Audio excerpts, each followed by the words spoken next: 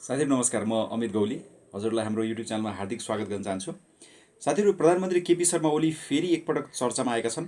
उनले भगवान राम को जन्मस्थान अयोध्या जुन रहेको छ, अयोध्या नेपालमा रहेको जानकारी दिएका छन् र यसै आधारमा रामको जन्म नेपालमा भएको भनेर एउटा फेरि टिप्पणी दिएका छन्। उनले यो टिप्पणी भानु जयन्तीको उपलक्ष्यमा भएको कार्यक्रममा उक्त टिप्पणी दिएका थिए प्रधानमन्त्री केपी शर्मा ओलीले।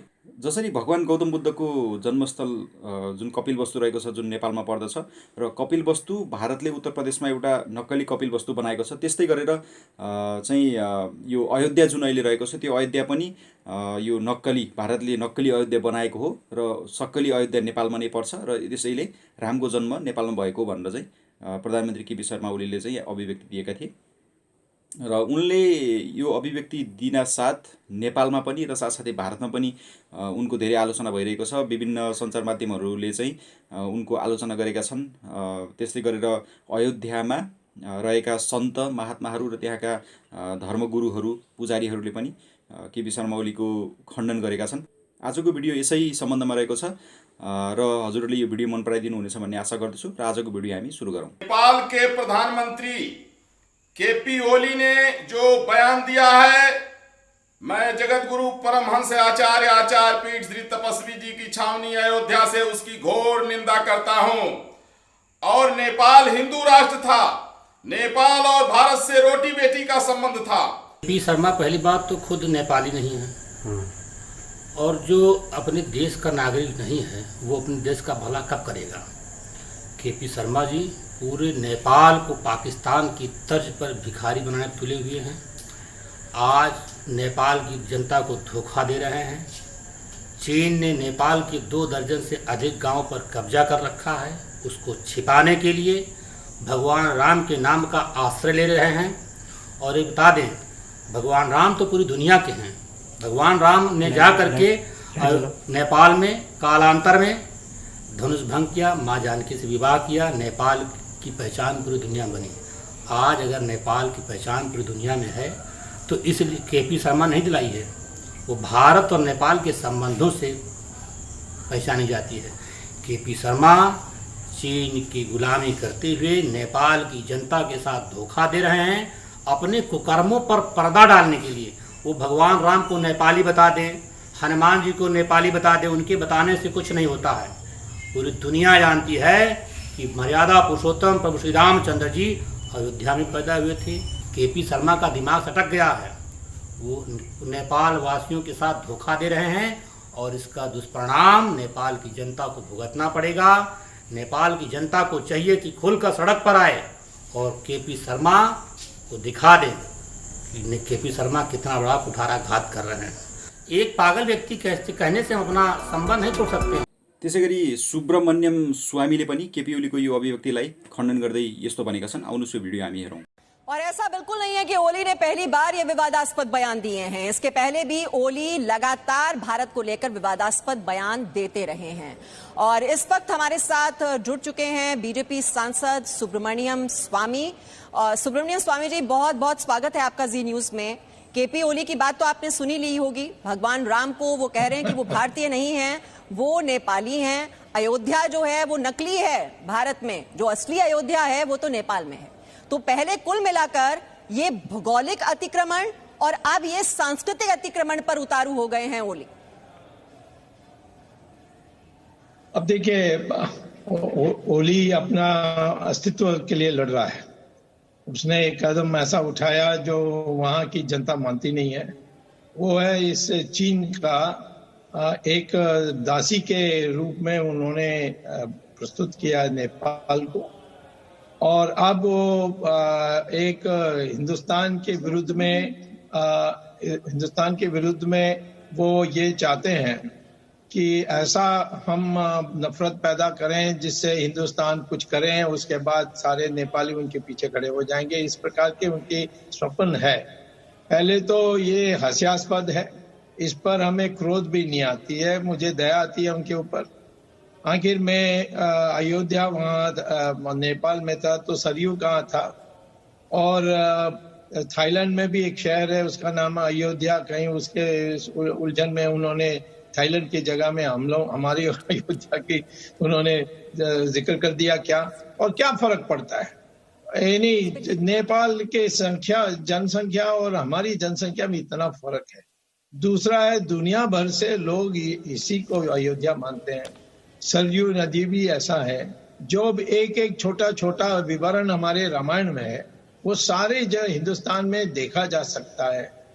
गुरु नानक आए थे, उन्होंने भी अयोध्या में जाकर राम मंदिर की पहचान दिया। इसी प्रकार से इतने लोग वहां गए, तुलसीदास, उन्होंने जो पुस्तक लिखी, उन्होंने जो ग्रंथ लिखी।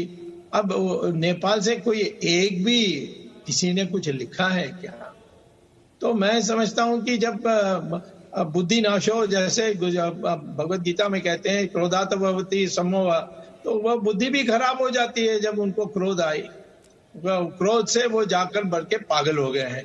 तो मैं समझता हूं कि इससे उनको पीछे हटना चाहिए, नहीं तो उनकी सारी विश्वसनीयता जो भी थोड़ा बहुत सुब्रमण्यम स्वामी जी, ये गांधारी की आंखों पर पट्टी बंधी हुई थी, ऐसे ही सत्ता की पट्टी बंधी हुई है केपी शर्मा ओली जी की आंखों पर, और उन्हें बस अपनी कुर्सी नजर आ रही है। तो ये सब कुछ चीन की शह पर ही हो रहा है। अब देखिए, पहले तो गांधारी ने कभी उल्टा सुल्टा कभी बात नहीं कही। अपने पति को बार बार कहते रही कि 5 गांव दे दो। अपने जो भाई हैं 5 पांडव, उनको भी साथ रखनी चाहिए। आखिर में उनकी जो सूझबूझ की सलाह थी, उसने वो पति के मोह, बेटे के मोह में राजा जो महाराजा थे हस्तिनापुर के, वो माने नहीं, धृतराष्ट्र। और वैसे ही दुर्योधन भी 5 गांव भी मानने के लिए तैयार नहीं थे। यहाँ तक कह दिया कि सुई की नोक का जमीन भी नहीं दूंगा, और आखिर में उसका भी जान गया, उसकी हस्तिनापुर भी गया उसके हाथ से। तो मैं ये कहता हूँ कि ज्यादा मैं समझता हूँ कि ओली जो है उसको दुर्योधन से जोड़ना चाहिए और चीन को शाकुनी के साथ जोड़ना चाहिए। जी सुब्रमण्यम जी, भगवान राम जिन्होंने सत्ता छोड़ दी थी, अपनी गद्दी छोड़ दी थी अपने आदर्शों के लिए, अपना धर्म निभाने के लिए, और एक और हम देख रहे हैं ओली जी जिन्हें सत्ता हथियाने के लिए वो जो मित्र धर्म है दोनों देशों के बीच, इतना पुराना रिश्ता, उन्होंने 2 सेकंड में उसे तोड़ दिया। बहुत सुंदर बात आपने कह दी। अब इनको तो कोई अधिकार भी नहीं है राम का नाम लेने के लिए, जो त्यागी थे और वचन को यानी पूरा करने के लिए उन्होंने अपना यानी त्याग किया, अपने जो अधिकार थी उसको त्याग किया। यहाँ उल्टा चले गए और चीन के साथ जुड़ना, ये तो नेपाल की संस्कृति के विरुद्ध में। अच्छा, हमारी सरकार की और जो हमारे से पहले जो सरकार थी, उन्होंने उनकी व्यवहार उनको पसंद नहीं आई तो अलग बात है। मैं तो खुद इसकी आलोचना करता था कि नेपाल हमारा छोटा भाई नहीं है, नेपाल हमारी रिश्तेदार है, उसमें छोटा बड़ा का सवाल ही नहीं है। और जिस तरीके से हमारे जो सरकारी नौकर थे वो व्यवहार करते थे, वो यूरोप के सामने तो झुकते थे, इनके सामने तो वो बड़े रौब जमाते थे। तो ये सारी गलतियां तो हम मानने के लिए तैयार, उसके माने रिश्ता ही तोड़ दें। पशुपतिनाथ कहाँ का है? तो इसी प्रकार से मैं कहता हूं कि ज्यादा हमें इसको महत्व नहीं देना चाहिए। जितना हम इनको ओली को गाली देंगे उतना ही वो प्रशंसनीय होंगे चीन के लिए, जिसकी खेल के लिए वो ये सारा कर रहे हैं। उनका हंसी मजाक उड़ाना चाहिए, और कभी जब मौका मिलेगा तो फिर नेपाल को भी हम दिखा देंगे कि हिंदुस्तान क्या है। जैसे रावण को दिखाया वैसे उनको भी दिखा देंगे। सुब्रमण्यम स्वामी जी, वैसे भी वाल्मीकि के रामायण में तो जिक्र है, जनकपुर का भी है कि वो नेपाल में है। तो देखिए कितने सिलेक्टिव हैं नेपाल वाले कि वो ये तो कहते हैं कि हाँ ठीक है जनकपुर नेपाल में है, लेकिन अयोध्या जो भारत में है वो नकली है। ये प्रोपेगेंडा जो चीन की ओर से बार बार देखने को मिलता है, और वो भी हर लेवल पर, हर स्तर पर। पहले नक्शे में बदलाव कर दिया जाता है कॉन्स्टिट्यूशनल अमेंडमेंट के जरिए, और अब ये पूरा खेल, आप इसके पीछे क्या मंशा देखते हैं नेपाल की? देखिए, चीन ने ऐसा उनको सिखाया नहीं होगा। चीन सिर्फ उसको गुलाम बनाना चाहते हैं, वो बन गया है। लेकिन चीन के जो इतिहास है उसमें उनके जो बुद्ध के जो पंडित थे सब यहाँ आते थे। फासियन आए, हानचोंग आए, उन्होंने क्या तारीफ लिखी भारत के बारे, और अयोध्या, सारी जगहों का उन्होंने उल्लेख किया। किसी ने नेपाल का जिक्र भी नहीं किया। जी। तो मैं ये कहता हूं कि चीन अब इसको बंदा बना लिया, अपना गुलाम बना लिया, उसके बाद चीन को फिक्र नहीं है कि वो क्या बोलेंगे क्या नहीं बोलेंगे। ये अपनी मंशा खो के संतुलन खो दिया, ये सारा नेपाल की जनता को पता लग गए है। और इसी से हमें आगे जब मौका मिलेगा तो हम नेपाल को अपने दोस्ती के, अपनी मित्रता की दिखाएंगे, और ऐसे जो लोगों ने जिस नेपाल और हिंदुस्तान को दूर करने के लिए किया उनको इतिहास के कूड़े के टोकरी में फेंक देंगे। साथीहरूले भिडियो त हेरिहाल्नुभयो होला। अयोध्याका सन्तहरूले प्रधानमन्त्री केपी शर्मा ओलीको यो वक्तव्यले नेपाल र भारतको जुन सम्बन्ध रहेको छ त्यसलाई धेरै नै असर पार्ने र त्यो अभिव्यक्तिले जुन अयोध्याको कुरा रहेको छ त्यसमा कुनै पनि असर नपर्ने र अयोध्या भारतको नै एउटा अखण्ड हिस्सा हो भनेर भनेका छन्। र ओलीलाई कतिपय त्यहाँ हजुरले भिडियोमा हेरिहाल्नुभयो होला, सन्तले त ओली नेपाली नै होइनन् भनेर पनि भनेका छन्। र उनीहरूले त्यसै गरी उनीहरूले हिन्दू धर्मावलम्बीहरूको जुन आस्थाको केन्द्र रहेको छ त्यसमा एउटा प्रश्न चिन्ह लगाइदिने तर्क ओलीको रहेको भनेर पनि भनेका छन्। त्यस्तै गरेर सुब्रमण्यम स्वामीले पनि ओलीको जुन अभिव्यक्ति रहेको छ त्यसको साह्रै नै खुलेर खण्डन गरे र कुनै त्यस्तो स्थिति आएमा नेपाललाई जवाफ दिने भनेर पनि उनले भनेका छन्। उनी राज्यसभा सदस्य हुन् सुब्रमण्यम स्वामी। साथीहरूलाई यो भिडियो कस्तो लाग्यो, हजुरहरूले यो सम्बन्धी आफ्नो धारणा के रहेको छ प्रश्न पारिदिनु हुन अनुरोध गर्दछु। र जुन नेपाल र भारतको बिचमा जुन यो अयोध्याको कुरालाई लिएर अहिले फेरि जुन एउटा चर्को बहस सुरु भएको छ यस विषयमा हजुरहरूको धारणा के रहेको छ, आफ्नो प्रतिक्रिया कृपया तलको कमेन्ट बक्समा राखिदिनु होला। र हजुरहरूलाई के लाग्छ यो विषयमा, साथै यो भिडियोलाई लाइक सेयर र कमेन्ट पनि गरिदिनु होला।